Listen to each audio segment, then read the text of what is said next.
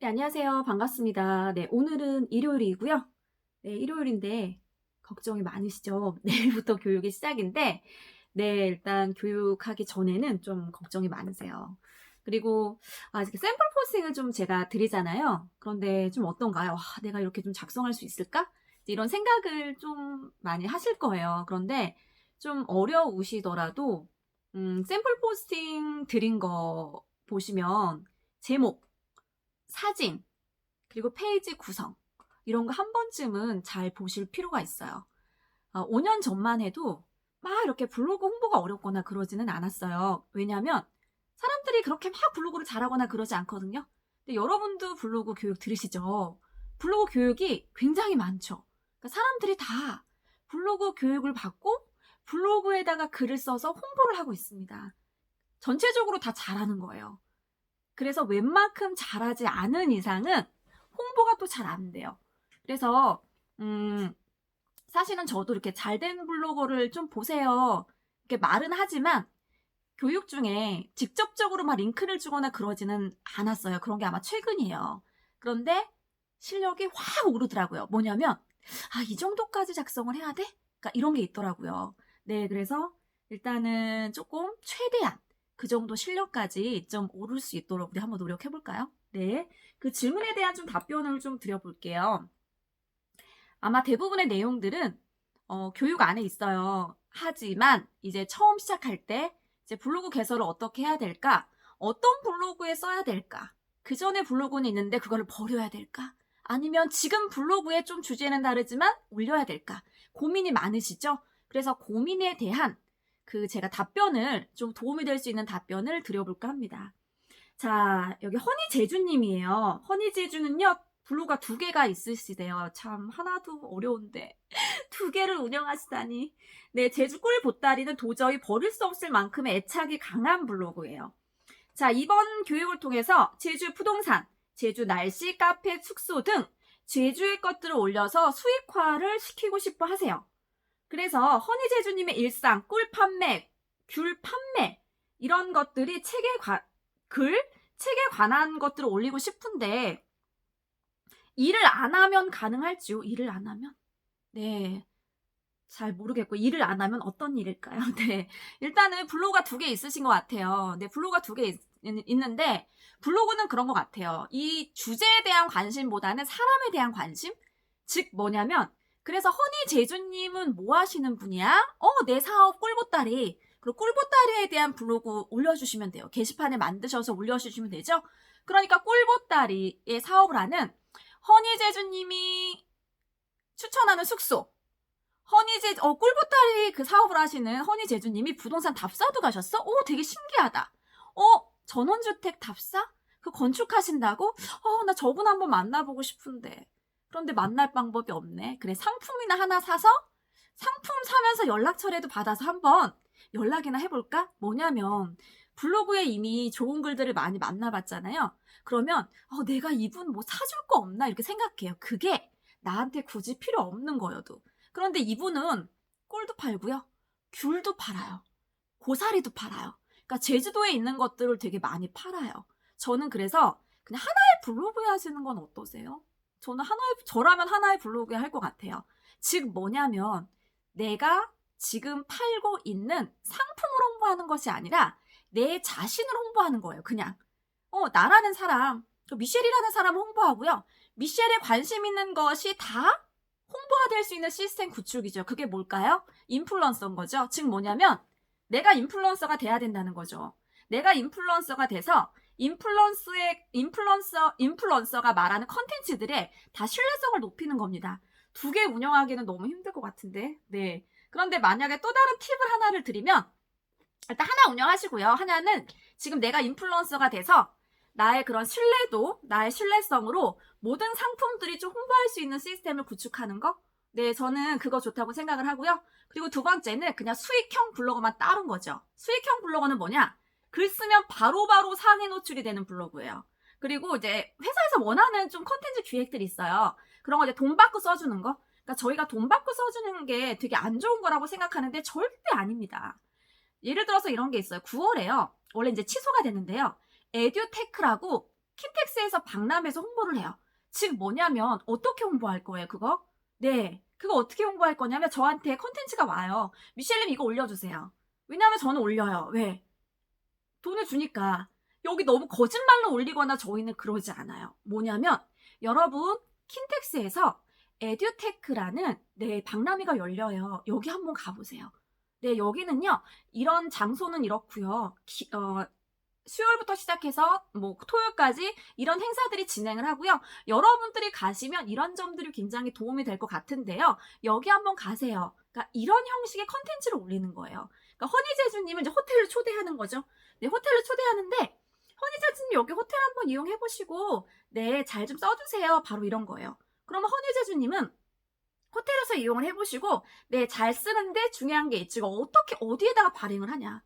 나는 그냥 이렇게 체험단 블로그에만 발행을 할 거야. 내가 체험한 것만 쭉쭉 체험단 블로그 하나 만들어서 나는 그 블로그에서만 발행할 거야. 그럼 그 블로그에서만 발행하면 되는 거고요. 아니야. 나는 내가 인플루언서이기 때문에 나의 그런 인플루언서, 내가 인플루언서의 그런 컨텐츠를 올리는 나의 1인 브랜드 계정에다 난 발행할 거야. 그럼 이제 거기다 발행을 하시면 되는 거예요.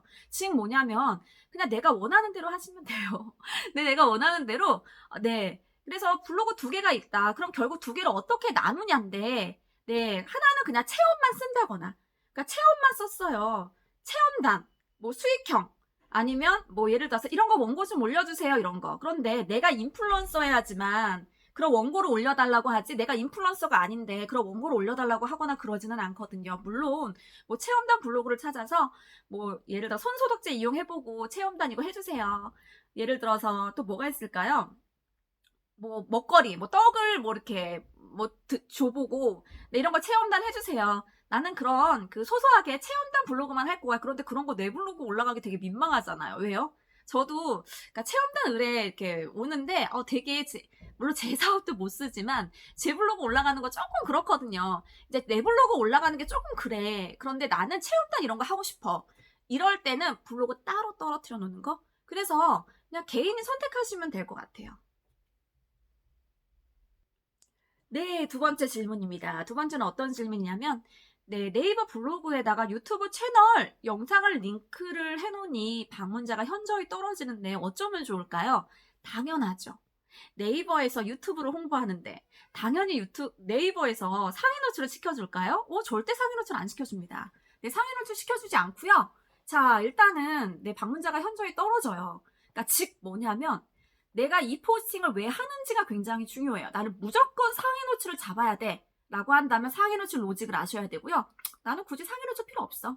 나는 이것을 내 이웃들에게 알리려고 지금 글을 쓰는 거고, 그리고 이거를 이제 카카오, 플러싱구 단체 메시지라든가 아니면 또 다른 누군가에게 공유하기 위해서 나는 이거를 쓰는 거야 라고 한다면 굳이 뭐 상위 노출이 될 필요가 없죠.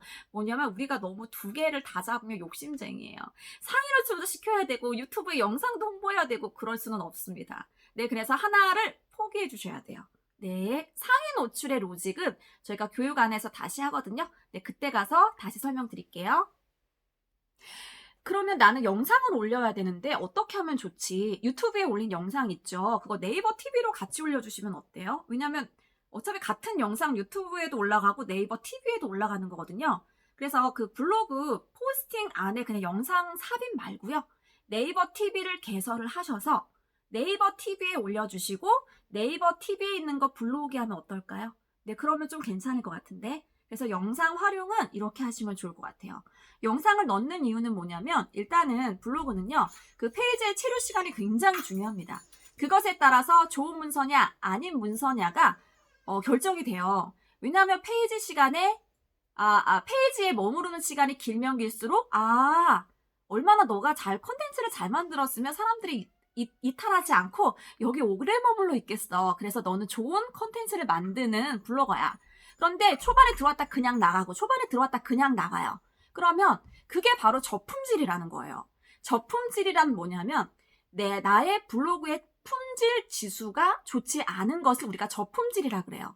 저품질은 뭐냐? 사람들이 클릭만 하고 3줄 보고 그냥 나가버리는 거죠. 이게 첫 번째. 체류 시간이 보통은 120초 이렇게 나와야 되는데 체류 시간이 20초, 30초 이래요. 그러면 이게 이제 2번째. 그 다음에 세 번째는 자꾸 링크가 삽입이 되는 거죠. 그 페이지에다가 뭐 인스타 링크가 계속적으로 삽입이 된다거나 카카오 플러스, 기업 홈페이지, 그리고 그게 계속적인 무언가가 삽입이 일어나요. 그러면 지속적인 삽입은 별로 좋거나 그러진 않아요. 왜냐하면 사실 이거는 네이버에 키워드 광고비를 내고 광고를 해야 되는 건데 자꾸 해당하는 블로그에다가 링크가 삽입이 일어나거든. 그러면 좋아할까요? 좋아하지 않습니다.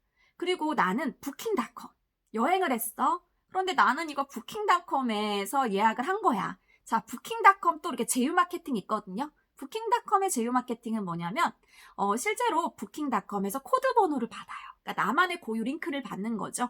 그래서 거기를 클릭해서 누군가가 결제가 이루어지면 나는 4.7%를 받습니다. 그 숙소 판매 금액의 4.7% 정도의 수익을 받아요. 그게 이제 제휴 마케팅이라고 하는데 그런 게 지속적으로 지금 올라가고 있어. 그러면 생각해 보세요. 부킹닷컴은 네이버에다가 돈을 주고 지금 키워드 광고를 홍보를 해야 되는데 블로거에게 그 수익을 쉐어해주면서 지금 블로거들을 지금 꼬시고 있는 거잖아요. 솔직히 말씀드리면. 네, 이제 그러니까 네이버에서는 이런 것들은 좋아하는 활동은 아니에요. 그래서 그런 링크 삽입에 대한 좀 기획이 필요해요. 네, 기획이 필요하고 네, 이런 두 가지만 좀 조심하시면 돼요. 즉, 지수를 높이는 거. 내 블로그의 지수를 높이는 그런 글 쓰는 거. 그거 하나랑 네, 그리고 어차피 내 사업을 내 블로그에 홍보해도 지수가 별로 좋거나 그러지는 않아요. 네이버에서 얘기하겠죠. 너 사업 블로그에서 무료로 하지 말고 좀 키워드 광고 좀 써줘. 네, 이런 거예요. 그런데 과하게 하고 있어, 지금. 그러니까 어느 선을 지켜야 되는 거죠. 그래서 저희는 어느 선을 지키면서 내 홍보, 내 사업에 대한 홍보를 할 때 상위 노출을 시키면서 네이버 로직을 좀 잘 알면서 거기서 어떻게 하면 우리가 공짜로 홍보할 수 있는지 네, 그것에 대해서 강의를 한다고 생각하시면 됩니다. 그래서 잘 듣고 하시면 돼요. 네, 블로그 개설에 대한 설명을 드릴게요. 자, 1인당 블로그를 3개 정도 만들 수가 있어요. 네, 3개 정도 만들 수가 있는데 이런 게 있죠. 가장 오래된 블로그가 가장 좋아요. 네, 깨끗할 겁니다. 내가 2006년도에 개설을 했다. 2007년도에 개설을 했다. 이런 거 완전 좋습니다. 그런데 이런 게 있죠. 저는 2015년도, 16년도에 개설을 했는데 한 글이 한 100개 정도 올라왔는데 아직까지도 블로그 방문자가 2자리 숫자예요. 1자리 숫자예요. 굳이 거기 콘텐츠도 그렇게 많지는 않아요. 그러면 2007년도, 아주 2006년도 있죠. 깨끗한 블로그 거기다가 써주시는 거를 좀 추천을 드려요. 그런데 나는 지금 어느 정도 글을 써가지고 왔어요. 아직 상위 노출은 되지 않았어요. 그런데 거기 나름 콘텐츠도 있어요. 네, 콘텐츠도 있기 때문에 그거 버리기는 좀 그렇죠? 그러면 거기다가 그냥 하세요. 네, 가장 좋은 거는 사실 상위 노출은 아니거든요. 네, 상위 노출은요. 글 좋으면 다 상위 노출돼요. 그 페이지에 머무르는 시간이 길면 상위 노출이 되고요. 그리고 키워드 저품질이라는 게 따로 있어요. 키워드 저품질은 뭐냐면 저는 부동산에 대한 글을 제 블로그에다 계속 발행을 하는 거죠. 그러면 당연히 제 블로그 유입이 되겠죠. 부동산은 키워드 광고비가 굉장히 비싼 키워드예요. 네이버에서 가만히 있지 않습니다. 뭐냐면 너 자꾸 부동산 키워드로 너 글 썼어? 나 너 거 상위 노출 안 시켜줘. 이렇게 돼요. 그런데 상위 노출된 그 컨텐츠를 보아하니 신축 빌라, 분양, 타운하우스 이런 거예요.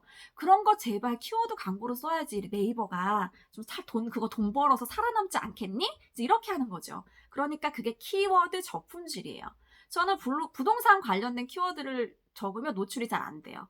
네, 왜냐면 찍힌 거죠. 그게 제가 찍힌 거 하나. 자, 그 다음에 두 번째입니다. 인스타그램. 저는 인스타그램에 대한 이야기를 꾸준히 써요. 초반에는 노출을 잘 시켜줄 겁니다. 왜? 이게 그냥 나쁘지 않네. 근데 그게 지속적이에요. 네이버에서 인스타그램을 하라. 인스타그램 마케팅이 최고다. 저는 이렇게 계속적으로 이야기하는 강사이기 때문에 네이버가 저를 좋아할까요? AI가 아주 사람 머리보다 똑똑합니다. 저를 싫어해요. 그래서 저는 인스타그램에 관련된 것을 잘 노출이 되거나 그러진 않아요. 또 제가 누굽니까? 키워드 저품질이 걸리면 어떻게 썼는지 풀어봅니다. 미셸린 풀리나요? 네. 풀렸어요. 네이버의 로직을 좀 잘 알면은 내 키워드 저품질이 걸린 것도 풀 수가 있어요. 자, 여기서 핵심입니다. 여러분 다른 거 좀 생각하지 마세요. 상위 노출되려면 어떻게 해야 될까요? 방문자들이 많이 나오면 어떻게 될까요? 저는 그런 질문 별로 좋아하거나 그러지는 않아요. 제 대답은 하나예요. 10명이 보더라도요. 10명이 내 고객이 되면 돼요. 100명이 보더라도요. 100명이 다 내 사업 너무 좋아요. 이거 너무 좋은 정보예요. 그러면 그 콘텐츠는 알아서 상위 노출이 돼요. 네, 너무너무 걱정 안 하셔도 돼요. 그런데 저는 제 사업을 제 블로그에다가 너무 지속적으로 써서 상위 노출이 잘 안 돼요. 키워드 저품질이 걸렸어요. 어떻게 하면 좋아요? 괜찮아요. 네, 다른 데서 유입을 시키면 돼요. 네, 다른 데서 유입을 시키는 방법도 강의 중에 다 해요. 그래서 노출이 돼서 조회수가 나옵니다. 그래서 제 강의는 다른 거는 많이 신경 안 쓰셔도 될 것 같고요. 딱 하나. 어떤 게 좋은 컨텐츠지? 어떤 게 팔리는 컨텐츠지? 어떻게 글을 써야지 좀 반응으로 이끌어내고 결과로 이끌어내지? 네, 이것에 대해서 고민하시면 되고요. 그렇다고 해서 네이버 로직을 무시하라는 거는 아니죠. 네, 네이버 로직은요. 1시간이면 다 습득이 돼요. 그 로직에 맞게 내가 좀 네이버와 조금 네이버에서 싫어하는, 그러니까 즉 밉보이는 행동 안 하고 내 네이버와 관계를 잘 지내면서 어떻게 하면 내 사업을 좀 홍보를 잘 할 수 있을까, 이거를 고민하시면 됩니다. 자, 오늘 질문에 대한 답변은 여기까지. 네, 질문 많이 주시고요. 네, 제가 중요한 것들은 이렇게 좀 길게 녹음해서 드릴 거예요. 그래서 한번 보시면 됩니다. 네, 주말 잘 보내세요.